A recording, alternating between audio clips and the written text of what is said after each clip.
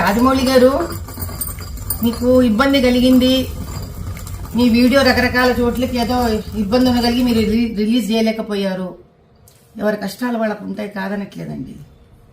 కానీ ఆంజనేయ స్వామి వెనకుండి నడిపిస్తాడు అని మీ నాన్నగారు అన్నారు. అది ఇప్పుడు భావ్యంగా అనిపించట్లేదు మీకు అన్నారు కదా. పోనీ బాహుబలి సినిమాలో కోట్లు సంపాదించారు కదండి శివలింగాన్ని ఎత్తిపించి పాపం ప్రభాస్ గారితో. అప్పుడేమన్నా శివుడి మీద ఏమైనా దానకం చదివారా మీరేమన్నా? ఏ శివాలయానికి ఏమన్నా దాన ధర్మాలు చేశారా?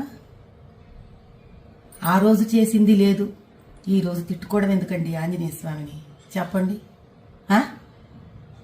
కుల వృత్తిలో వ్యక్తులు అంటే కుమ్మరివాడు ఆ కుమ్మరి వస్తువులని, కంసాలివాడు తన కంసాలి వస్తువుని, డాక్టర్ తాను సర్జరీలో వాడే సర్జరీ వస్తువులని, వీటిలన్నిటినీ దైవంగా భావిస్తారండి.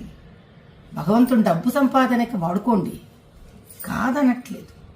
కనీసం డబ్బు సంపాదనకి ఉపయోగపడ్డాడు భగవంతుడు అని ఆయన పట్ల ఒక గౌరవం ఉంచడం మీలాంటి వాళ్ళకి, మాలాంటి వాళ్ళకి, మనందరికీ సామాజిక స్ఫూర్తిగా ఉండాలి. ఎందుకంటే ప్రజలు మనని చూసి మన మాట విని చైతన్యవంతమవుతారు.